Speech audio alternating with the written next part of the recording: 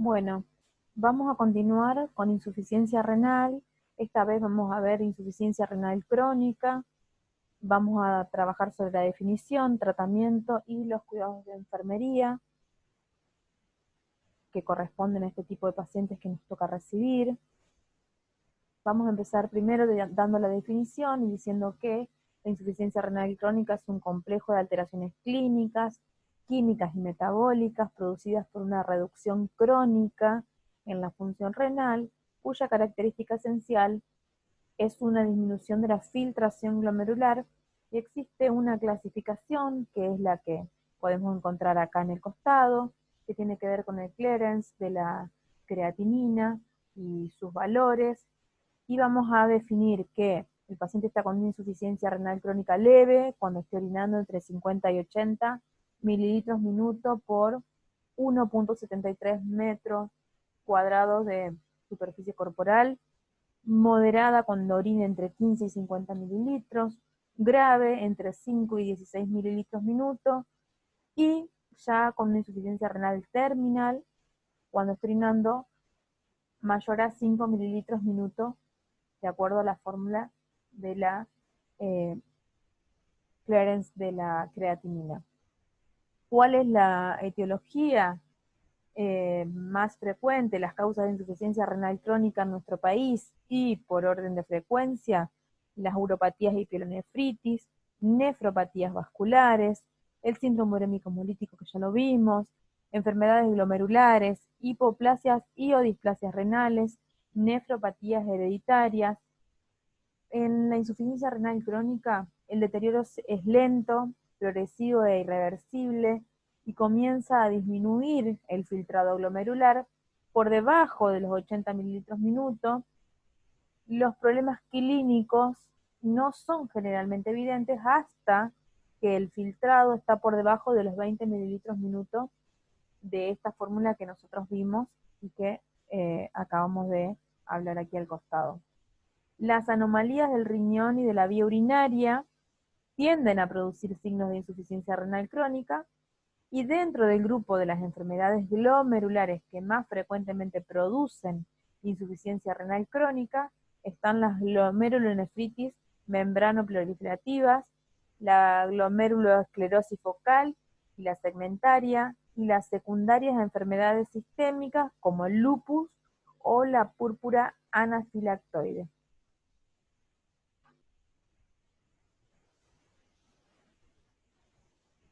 Bien, dentro de lo que es la insuficiencia renal crónica, podemos ver todas las alteraciones que puede producir esta enfermedad, ¿sí? Eh, Generalmente, un niño al nacer, recordemos cuando hablamos la otra vez de insuficiencia renal aguda, que hablamos de lo que era la fisiopatología y cómo era la estructura del riñón, dijimos que aproximadamente en cada riñón hay 1 millón de nefronas, y cuando por alguna causa el número se reduce a la mitad, se pierde la capacidad de reserva funcional, y aunque aún puede mantenerse la homeostasis. Cuando el parénquima se reduce del 25 al 30%, ya aparecen alteraciones en el medio interno, destacables en valores sanguíneos, o sea, se pueden ver a través del valor de laboratorio, que se hacen cada vez más evidentes al aparecer los signos y síntomas de la insuficiencia renal crónica. La vida puede mantenerse, la vida de un paciente puede mantenerse con un 2 o un 3% del funcionamiento de las nefronas, pero lo que hay que tener en cuenta es cuál es la calidad de vida de ese paciente con esa cantidad de nefronas trabajando, y el filtrado que realiza con ese porcentaje mínimo. El riñón en realidad no vuelve a generar nefronas, no genera nuevas nefronas frente a la destrucción que se ocasionan por diferentes causas de estas, ¿no? A medida que avanza la enfermedad renal, aumenta el filtrado glomerular global, y la carga de filtrado de diferentes sustancias debe repartirse en un número menor de los glomérulos que filtraban, aumentando, sí o sea, esforzando la filtración de cada nefrona, y esto se continúa con un aumento proporcional de la función tubular. ¿Cómo se produce este proceso? Este proceso de adaptación de estas nefronas, estas pocas nefronas que empiezan a filtrar, se lleva a cabo mediante 3 tipos de respuesta, y una es una respuesta sin regulación, otra es una respuesta de regulación con limitaciones, y luego una regulación completa.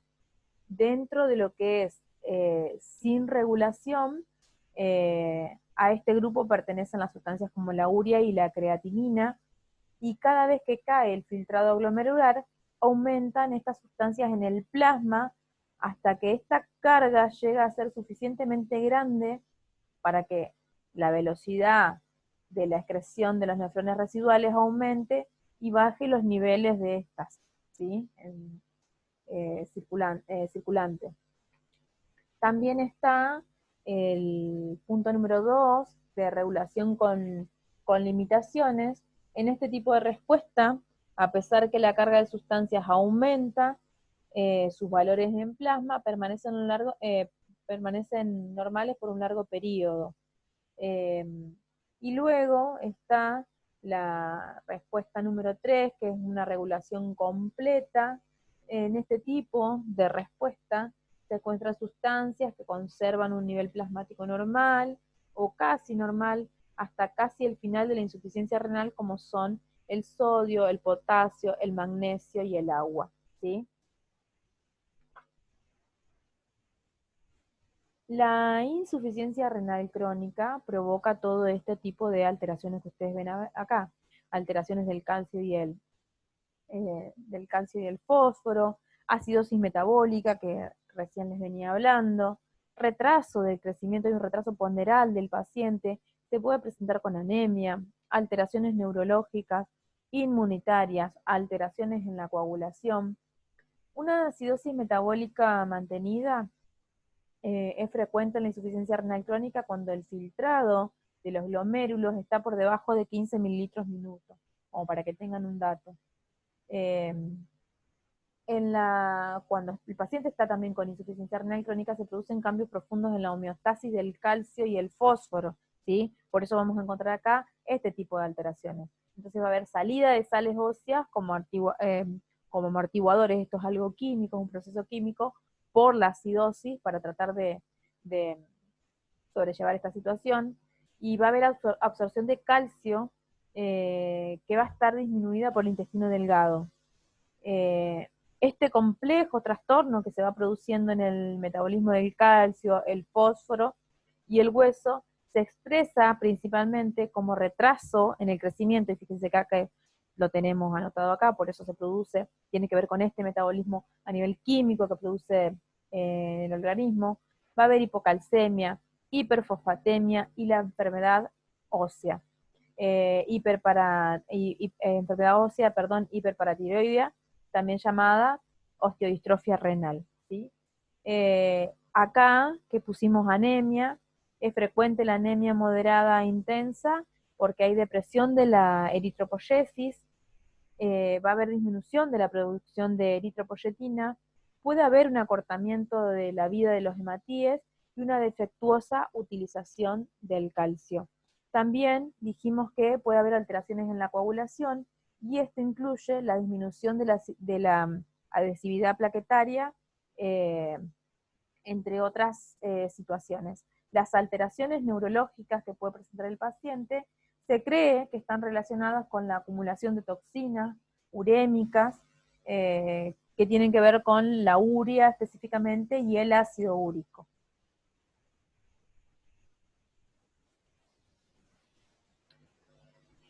Dentro de lo que nosotros podemos observar, manifestaciones clínicas más frecuentes en el paciente, vamos a ver aparición de signos y síntomas que tienen que ver, generalmente pueden primero diagnosticarse por exámenes de laboratorio que muestran el descenso de la depuración de la creatinina, ¿sí? Recuerdan en el primer cuadro, cuando hablamos de cómo se clasificaba, de acuerdo al clearance de la creatinina, tiene que ver con esto que estamos hablando ahora.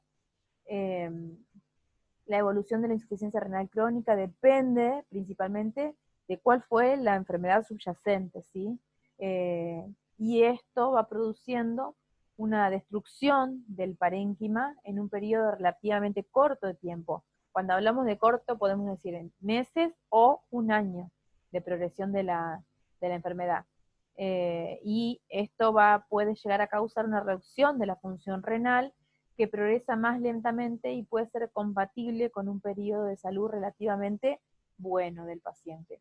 La alteración en el crecimiento generalmente es más profunda cuanto menor sea la edad del niño al inicio de la insuficiencia renal crónica, y el manejo médico es también más difícil en un niño más pequeño.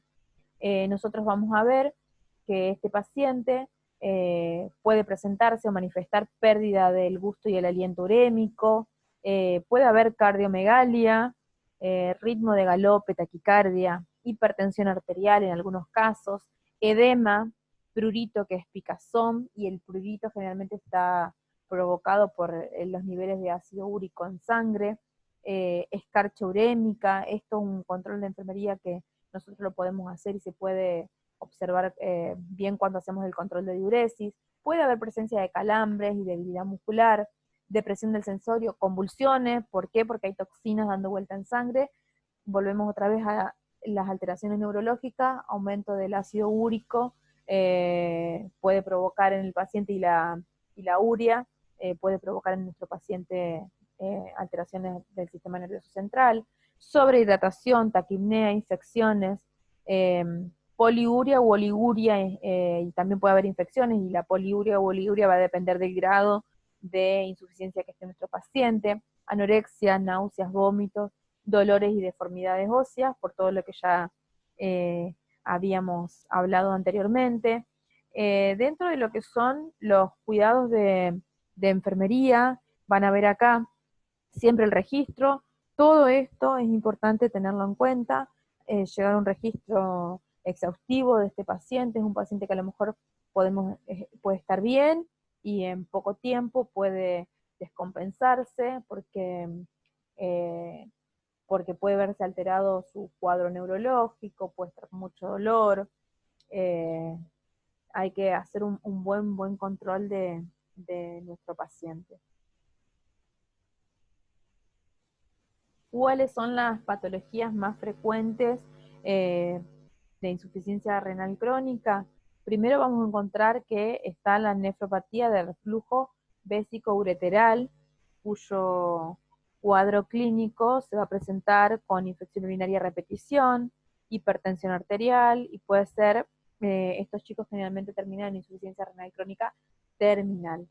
La nefropatía de reflujo vésico-ureteral es una alteración renal característica que se encuentra generalmente en lactantes con infección urinarias a repetición, y hay presencia de reflujo vesicoureteral. En muchos casos de niños mayores con hipertensión arterial grave, se puede demostrar la presencia de este tipo de reflujo. Eh, esta patología eh, es la más frecuente en la infancia, y su riesgo principal es la asociación eh, a, a esta nefropatía, que constituye una causa frecuente, por eso dice acá, de que los pacientes terminen en una insuficiencia renal crónica. La lesión renal ha sido atribuida a la presión intraluminal retrógrada y al efecto del golpe de martillo de reflujo sobre las papilas y los túbulos colectores renales, como para que tengan en cuenta y sepan desde lo que es la parte de fisiopatología cómo se produce este tipo de lesiones. La hipertensión arterial, como dice acá, se encuentra entre el 6% de los niños que presentan este tipo de reflujo. A veces se provocan lesiones, hay hallazgos radiológicos de cicatrices a nivel del riñón, y entonces la alteración de la función renal generalmente aumenta eh, se encuentra disminuida. La infección urinaria que pueden presentar estos chicos a repetición se puede ver específicamente, es más común en lactantes. El reflujo generalmente se diagnostica con un estudio que se llama ureterocistografía miccional, y esto puede ser de manera uni o bilateral, pero se debe a que el reflujo inicialmente unilateral puede llegar a convertirse de ser de un solo riñón a ser en los dos, y hay diferentes tipos de grado, de clasificación de los reflujos, de 1 a 5, y esto creo que ustedes ya lo tienen en el apunte como para que lo puedan leer y puedan tenerlo en cuenta. ¿Cuál es el tratamiento y el pronóstico? Eh, Generalmente puede ser bueno en los casos en que el reflujo vesiculolateral simple no presenta cicatrices y se puede controlar a lo mejor las posibles infecciones que pueda llegar a presentar el niño.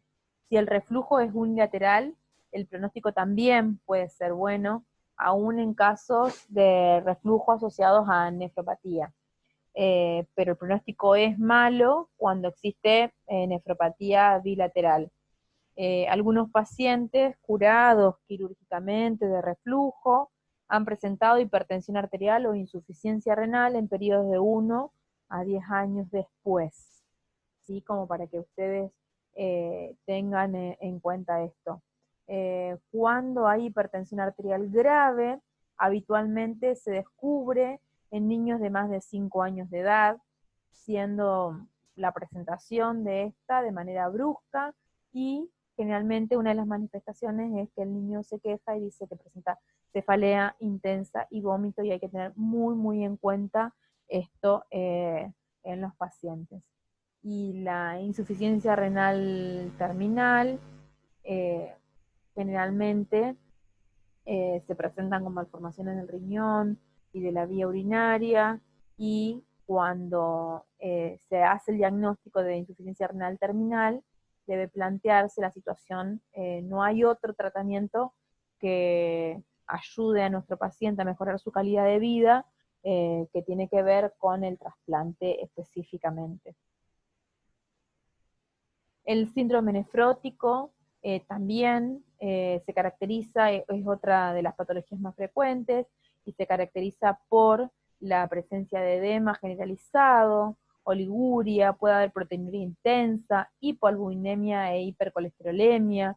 En la edad pediátrica el síndrome nefrótico es primario, aproximadamente en el 90% de los casos, y en el restante 10% es secundario, enfermedades sistémicas de tipo inmunológicas, metabólicas, infecciosas, a la exposición a diversos alergenos o a la ingesta de medicamentos también. Ojo con esto, porque a veces pensamos que un medicamento no puede ocasionar lesiones, y hay muchos medicamentos, muchos fármacos que conocemos que a veces por pasarlos de forma inadecuada, no diluidos de la manera correcta, haciéndolos ascendentes, estamos ocasionando una grave lesión a nivel renal. Por eso son nefrotóxicos algunos fármacos. Hay, perdón, está el síndrome nefrótico de tipo primario, ¿sí? Que este se asocia a enfermedades específicamente de tipo glomerulares, y se puede dividir a su vez, se puede subdividir este síndrome nefrótico primario en A, B, C y D, de acuerdo a dónde ataque.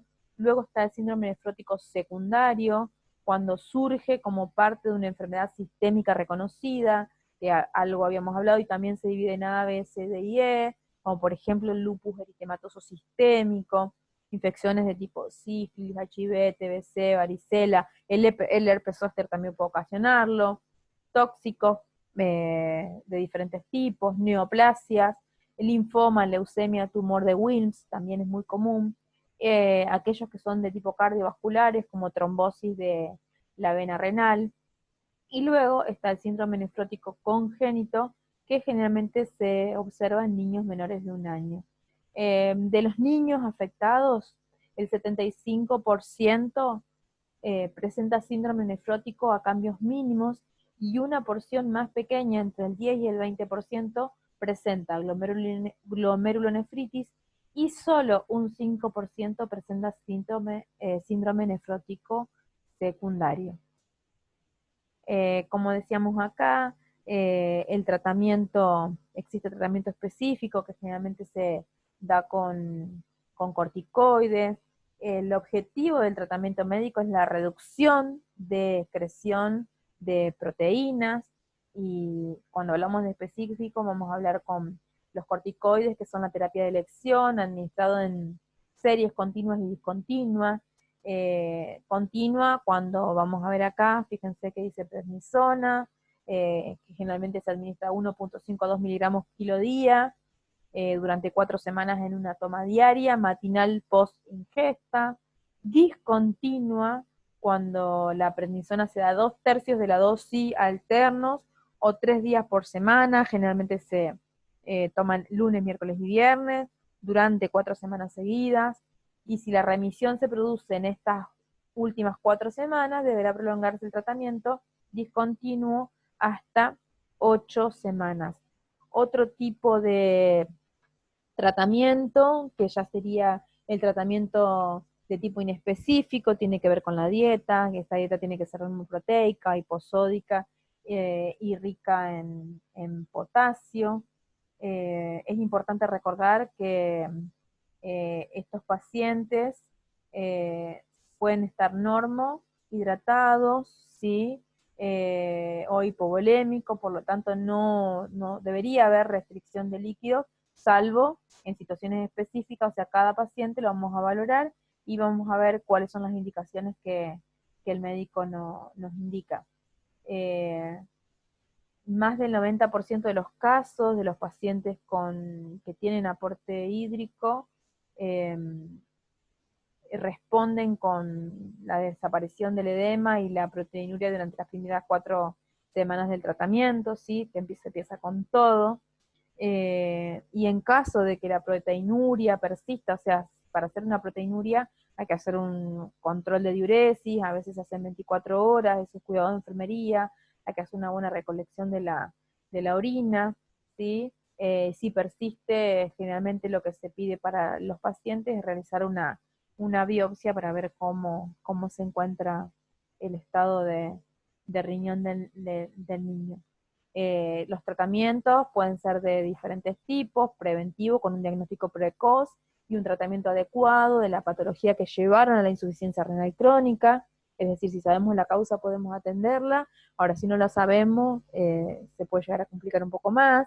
Y una vez instalada esta insuficiencia renal crónica, evitar que se agrave el cuadro. Tratamiento también conservador para mantener el equilibrio hidroelectrolítico. Recordemos que todos los pacientes no son iguales ni reaccionan de la misma manera frente a la misma patología. Mantener el equilibrio del calcio y el fósforo. Si nos vamos a lo que era la fisiopatología, recordemos que hay una gran pérdida, puede haber pérdida. Corregir la acidosis metabólica, entonces es importante empezar a conocer cómo se va corrigiendo, cómo se maneja el bicarbonato, porque generalmente tenemos que hacer correcciones de este tipo endovenosas a nuestros pacientes y ver cómo administrarlo. Corregir la anemia, la desnutrición y la hipertensión arterial, que recordemos que un paciente con hipertensión arterial es una urgencia y hay que atenderlo rápidamente. Y ya cuando el diagnóstico de la insuficiencia renal termina siendo sustitutivo, podemos hablar específicamente del tratamiento para los pacientes del trasplante renal. Existe otro tipo de tratamiento que es la diálisis peritoneal y también la hemodiálisis. En general, se considera que el tratamiento programado por el equipo de salud para los niños con la insuficiencia renal crónica está orientado específicamente a preservar al máximo el crecimiento y desarrollo y prevenir complicaciones de la uremia. Recordemos que si hay un aumento de la uremia, todas las alteraciones que podía haber y las características que podía presentar nuestro paciente. Hasta llegar a, si el paciente llegara a necesitar un trasplante, es necesario instituir un tratamiento conservador, sustitutivo, preventivo, para mantener un máximo equilibrio bioquímico, y también psicosocial del niño, nunca olvidarnos que no estamos atendiendo un órgano, sino estamos atendiendo un ser biopsicosocial, y deberíamos enfocarnos en todos los aspectos del paciente, nunca nos olvidemos del proceso del cuidado enfermero, y cuál es nuestra función y cómo debemos atenderlo. Eh, Dentro del tratamiento para la insuficiencia renal, vamos a encontrar la diálisis peritoneal, que algo ya habíamos hablado cuando empezamos a hablar de insuficiencia renal aguda, ¿sí? Aunque, como está acá, el gráfico es transitorio hasta que pueda llevarse a cabo el trasplante del paciente. La diálisis peritoneal, contarles que es un tratamiento intracorpóreo que utiliza el peritoneo como membrana dializante. Acá está, fíjense que estas son las bolsas dialíticas, y se conecta un catéter al peritoneo y actúa como membrana. Se instila a través de este catéter que está conectado al paciente una solución, y luego de permanecer varias horas, lo que se busca es realizar un proceso de difusión y ultrafiltración que tiene que ver con la ósmosis, y se drena de la cavidad peritoneal. Para realizarlo se va a utilizar un sistema cerrado que está constituido por el catéter, el prolongador, las tubuladuras y las bolsas de infusión de drenaje, y esto sería una diálisis que se llama manual, de tipo manual, y esta es la diálisis que se realiza a través de una máquina para realizar la diálisis peritoneal. Existen diferentes tipos de diálisis. Esta es la máquina que nosotros programamos acá con este panel, y de acuerdo a la indicación médica, primero tenemos que ver cuál es la composición del líquido de diálisis que nos ha indicado el médico. Siempre es glucosa, pero la glucosa puede variar en sus concentraciones, como ven acá. Podemos tener glucosa al 1.5, 2.5, 3.5 y 4.25. Y cuál es la importancia que tiene la concentración del líquido de glucosa, que a mayor concentración de glucosa, mayor va a ser la velocidad de ultrafiltración, que las concentraciones de glucosa elevadas pueden producir hiperglucemias, entonces hay que tener un buen control del paciente. Generalmente cuando están al 3,5, 4,25, se va haciendo controles con Accu-Chek para ver, detectar rápidamente si el paciente presenta una hiperglucemia. Normalmente lo que se utiliza es glucosa al 1.25, es el líquido dialítico más común, y hay que tenerlo en cuenta. ¿Cuál es la duración del tratamiento y el número de ciclos? Porque se pueden llamar ciclos o baños, de acuerdo a la cantidad de volumen que nos indique el médico. Se realizan ciclos seguidos hasta que se haya conseguido el objetivo deseado.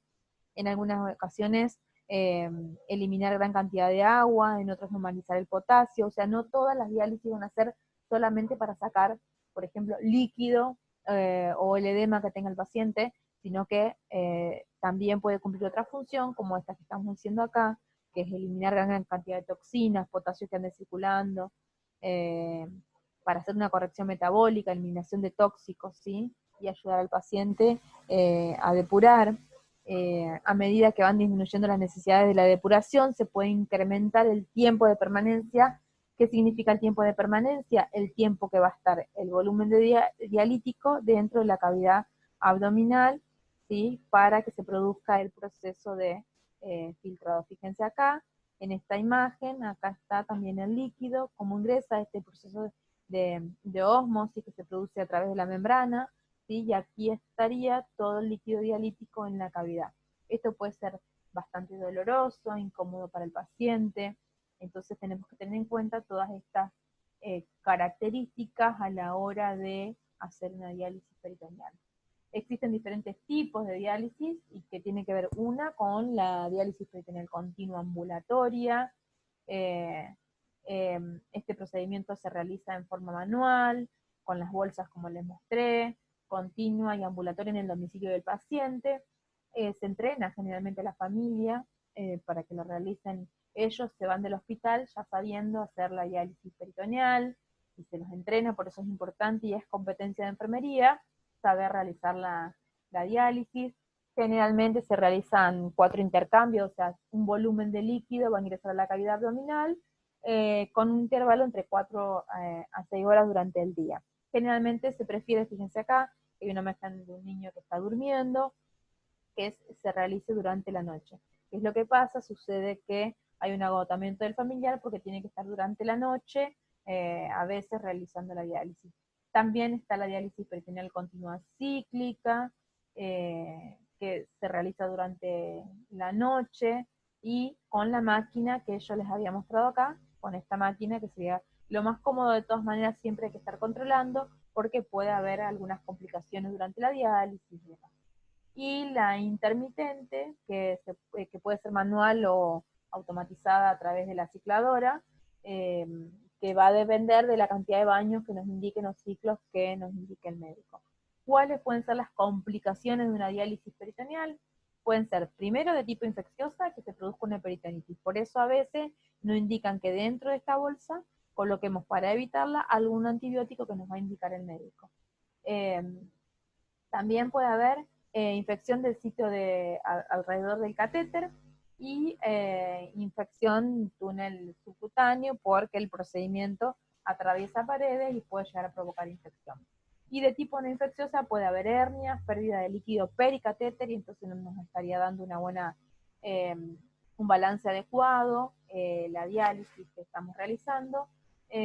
Pérdida, dijimos, de líquido pericatéter y obstrucción del catéter que a veces se produce por epiplón, que es una membrana que está alrededor del peritoneo y que a veces obstruye eh, el catéter. Puede haber coágulos también de sangre que eh, impidan que haya un buen drenado del líquido.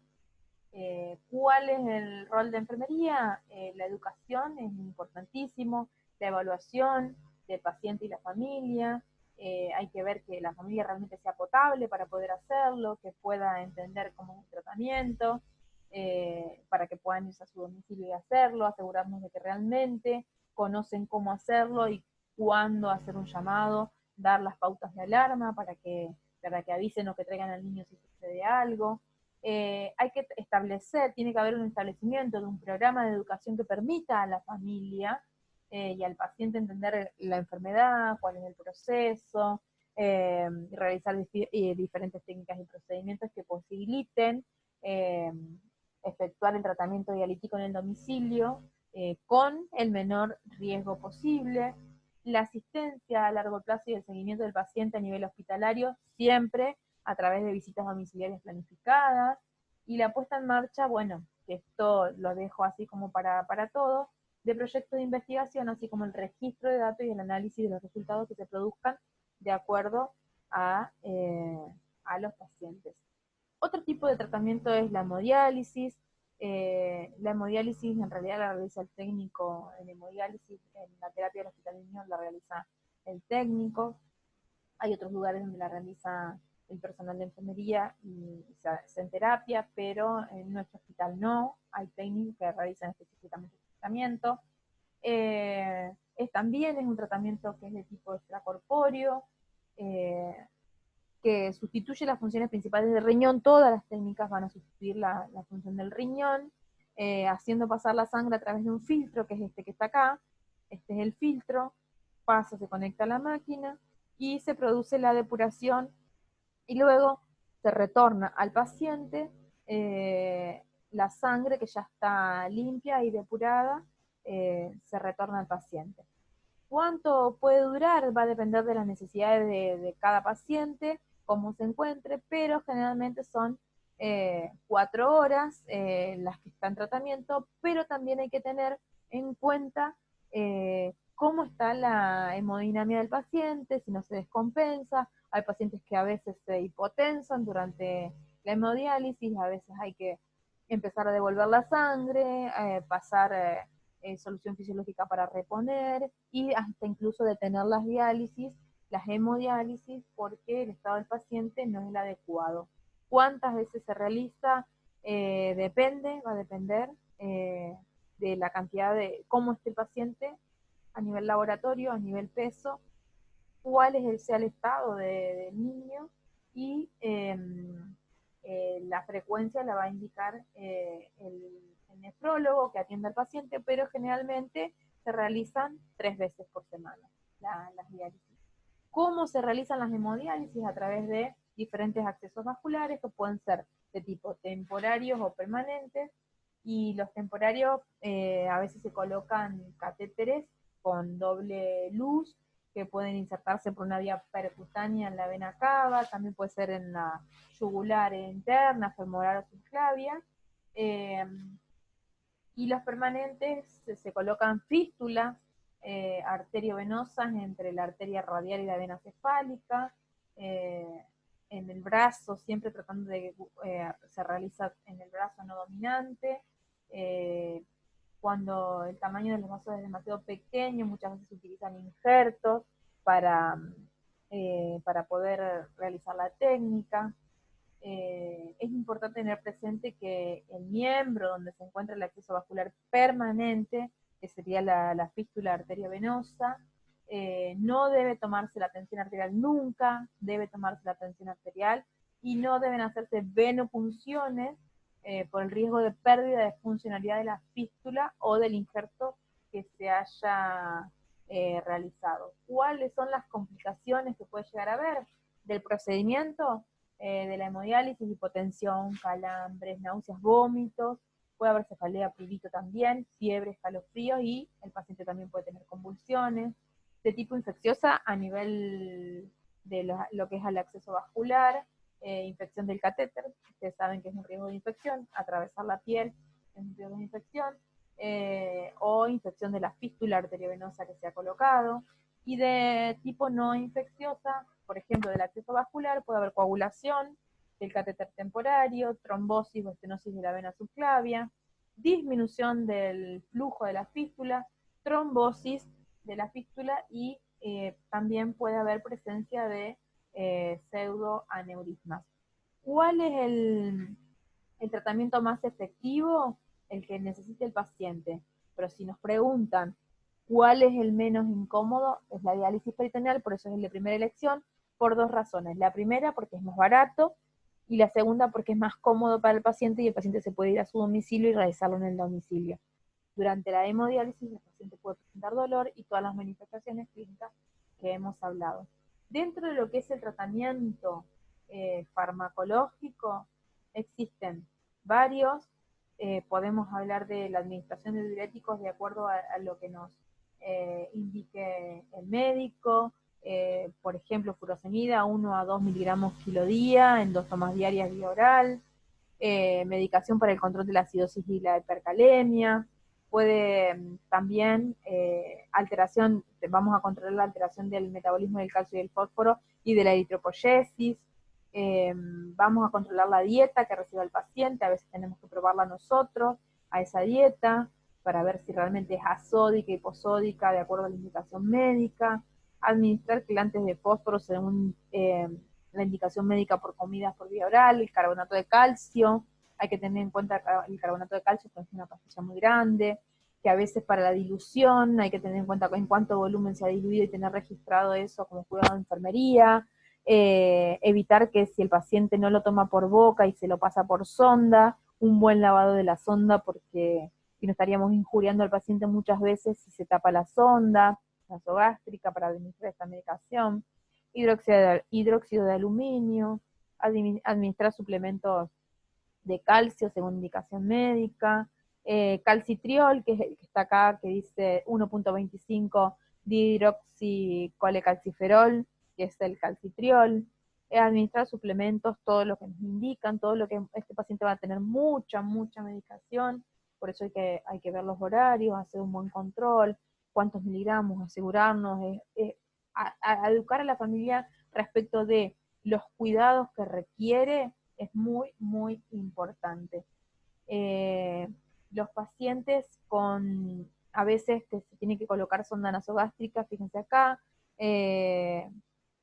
¿por qué? Porque a veces no tienen hambre, presentan anorexia, entonces para poder suplir hay que sí o sí dar el aporte calórico que necesitan los pacientes, se administra alimentación a través de la sonda nasogástrica, bueno, a veces tienen algún tipo específico de alimentación por esa sonda para cumplir con estas necesidades calóricas que hay que aportar a los pacientes. Hasta acá con lo que es el tratamiento, y algo que no me quiero olvidar de mencionar es que, bueno, el paciente respecto de el trasplante renal sigue siendo la forma más óptima de terapia para los niños con enfermedad renal terminal.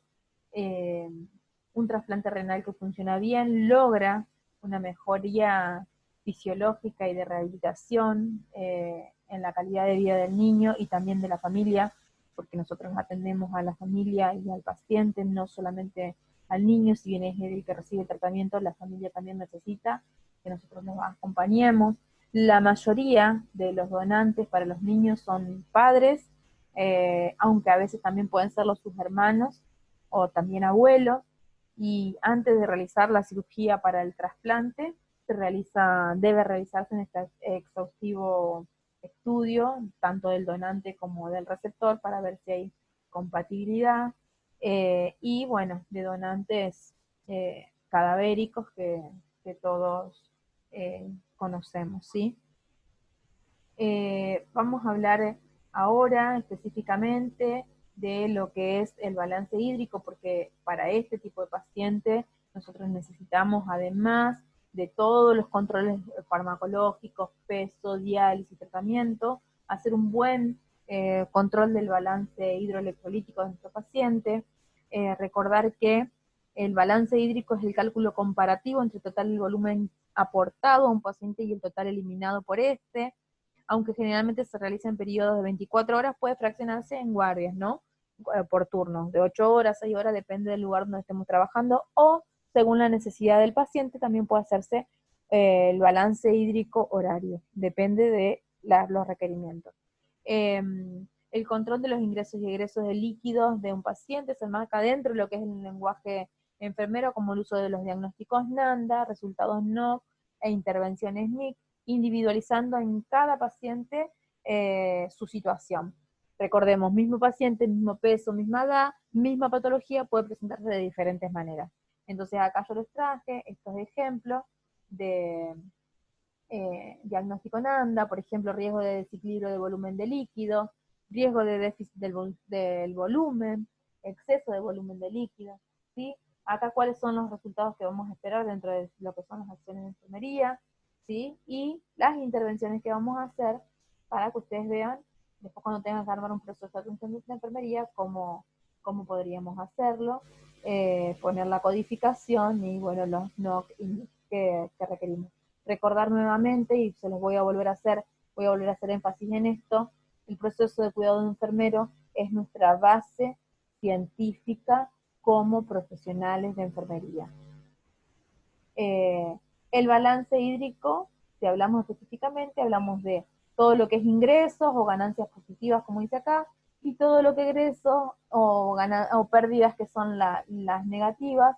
Dentro de lo que son las ganancias positivas o los ingresos al paciente, por ejemplo, si hablamos de alimentación, como hablamos en el paciente renal, a través de sonda nasogástrica, sonda nasoenteral, gastrostomía, botón gástrico, yeyuno, todo esto es nutrición enteral que va a ingresar al paciente, ¿sí? Dentro de todo lo que es hemoterapia, todos los hemoderivados, hematíes, plasma, crioprecipitados, plaquetas, todos son ingresos y van a todo lo que es ganancias del paciente. Dentro de lo que es la ingestión de líquidos, agua, té, todo lo que el paciente ingiera a través de la boca, ¿sí? La comida, todo lo que se pesa, es un diferencial de la alimentación de nuestro paciente. Todo lo que sea infusión medicamentosa también va a ir dentro de lo que es ingreso. Los sueros, las venoclisis, las drogas que tenga el paciente, todo lo que ingrese. Las dietas especiales, que recién se las acabo de mencionar, también se hace el control y va dentro de lo que es ingreso. Nutrición parenteral a través de los diferentes tipos de nutrición que pueda llegar a tener nuestro paciente. ¿Qué son los egresos? Todos los fluidos corporales que pueden salir a través del paciente, la eliminación gastrointestinal a través de la emesis, la diarrea, los drenajes de tipo de la sonda vesical, o sea, la diuresis del paciente, drenajes de tipo exudativos, gástricos, drenajes pleurales, drenajes ventriculares, los drenajes que pueden estar por cirugías posoperatorias gástricas. También hay pérdidas que tienen que ver con pérdidas insensibles, que si bien nosotros como enfermeros no lo hacemos, lo hace el médico, pero sí tiene que ver con las pérdidas insensibles a través de la piel, la respiración, y eso el médico lo hace él y lo tiene en cuenta dentro de lo que son las pérdidas. Acá vamos a ver el balance hídrico y como ingresos, fíjense acá, que vamos a poner el nombre del paciente, si hay que poner el número de historia clínica o no, el peso, la fecha, los turnos en los que nosotros hacemos los ingresos. Entonces se va a ingresar todo lo que es por vía oral, parenteral, si hay transfusiones o no. Entonces vamos a ir sumando todo esto que son ingresos, todo lo que vimos antes. Y después todos los egresos, ¿sí?, que tenga nuestro paciente, diuresis, deposición, vómitos, vuelvo a decir, pérdida insensible, que no lo hacemos nosotros, sino que después lo hace el médico una vez que está hecho el balance de 24 o de 8 horas o de 6 horas de acuerdo a nuestra guardia. Recuerden acá, también dentro de lo que son los egresos, si hubiera algún tipo de drenaje pleural, cuánto, las características de ese drenaje. Si nosotros tenemos una sonda nasogástrica para drenar, también va a estar incluido acá. Entonces lo vamos a tener que poner. En la diuresis, fíjense acá, todo lo que ingresó el paciente por vía oral, cuánto comió, 500 mililitros o 500 gramos. Dentro de lo que es vía parenteral, 300 mililitros que ingresó durante la mañana. Cuánto orinó el paciente durante la mañana, 350, y vomitó 450. Si bien es difícil controlar o cuantificar cuánto es lo que ha vomitado un paciente, a veces se puede, a veces no se puede, pero sí es importante tenerlo en cuenta. Y se van sumando todos los ingresos, fíjense acá, que se hace un total, todo lo que ingresó durante la mañana, la tarde y la noche, tenemos acá el total, que es 2.375 del paciente, y todos los egresos también se suman, fíjense acá, que durante la diuresis de la mañana, tarde y noche tuvo 1.050, dentro de lo que fueron pérdidas, fueron sumando y tenemos 2.810, y se hace acá se hace una diferencia entre los ingresos y los egresos, y el paciente tuvo un balance negativo. ¿Qué significa esto? Que la diferencia entre los ingresos y los egresos, el paciente eliminó o perdió más de lo que ingresó. Ingresaron 2.375 a nuestro paciente y el paciente eliminó. ¿Por qué? Porque acá tendremos que ver qué es lo que está pasando, dónde están todas esas pérdidas, si el paciente esto le provoca alguna situación clínica que hay que atender, si hay que reponer líquidos, ver cómo está, el paciente siempre haciendo un control, no solamente del balance, nos va a indicar cómo está el paciente. Puede haber balances que son positivos, es decir, que si esperábamos que nuestro paciente a lo mejor tuviera este tipo de balance, no lo pudimos lograr, y a lo mejor ingresaron más de lo que eliminó. Hay que tener en cuenta cuándo un balance es positivo, cuándo es negativo y cuándo es neutro. Neutro cuando ingresa y egresa la misma cantidad, entonces nuestro paciente estaría dentro de los valores normales. Volvemos a nuestra planilla de diálisis, donde ya la habíamos visto en insuficiencia renal aguda. ¿Para qué volvemos acá y por qué lo ponemos dentro del balance? Porque nosotros vamos haciendo, fíjense, balances parciales por cada ciclo o baño que ingresa a nuestro paciente en nuestra diálisis.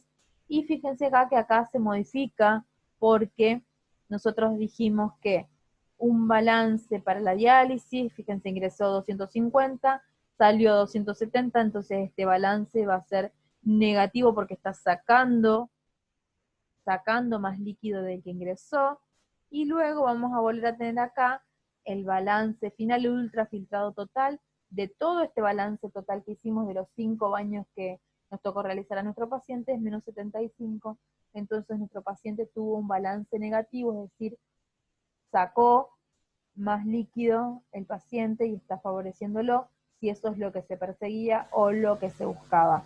Entonces recordar, dentro de lo que es insuficiencia, insuficiencia renal crónica, tratamiento de elección, muchas veces la diálisis peritoneal, tener en cuenta que existen baños o ciclos, fíjense acá, estos son el número de ciclos o baños, son 5 que nos indicó el médico, cada baño de 250 centímetros cúbicos, con la concentración de glucosa o dextrosa al 1.5%, recordar también que había diferentes tipos de concentración de glucosa, la permanencia va a estar hablando de cuánto tiempo va a estar dentro de la cavidad abdominal, solamente 20 minutos, ingresan 250 de este ciclo o baño, a las 8 de la mañana, a las 8:20 se abre, y entonces lo que sale es 220, y este es el balance parcial que obtengo de este ciclo de diálisis. Siempre voy a hacer el control de signos vitales por cada ciclo que tenga mi paciente durante la diálisis.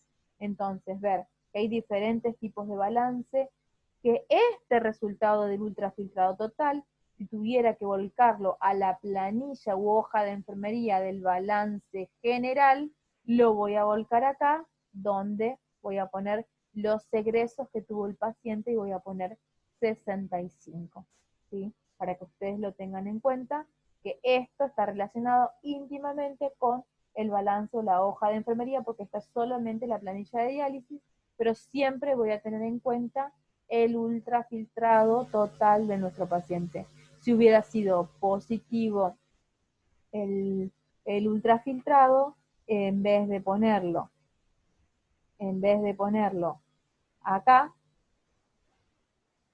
perdón, acá, lo hubiese puesto acá porque estoy diciendo que le quedó adentro de nuestro paciente 65 mililitros de la diálisis que realicé.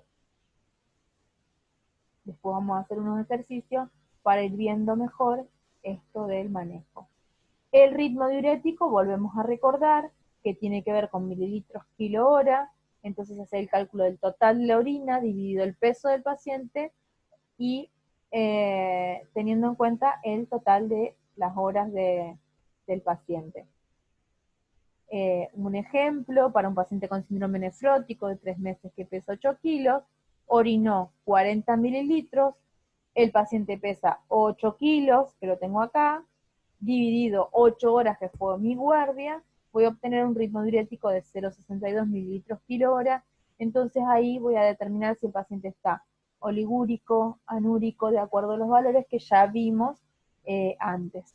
Esta es la forma adecuada de mantener un paciente que está con sondaje vesical, siempre la bolsa por debajo, ¿sí?, de la altura. Si tengo que trasladarlo al paciente, tengo que lampear la bolsa, recordar que es un sistema cerrado y por lo tanto hay que mantenerlo con esas características, que mientras más veces abra la bolsa, más riesgo puedo correr de infección del paciente, que acá está graduada y que acá voy a ver el volumen urinario que va teniendo nuestro paciente, que esto es una llave de pasos, un clamp, que siempre tengo que dejarla cerrada luego de haberla abierto para vaciar la bolsa, tener en cuenta cuáles son los cuidados de enfermería específicos de un paciente con sonda vesical de tratamiento.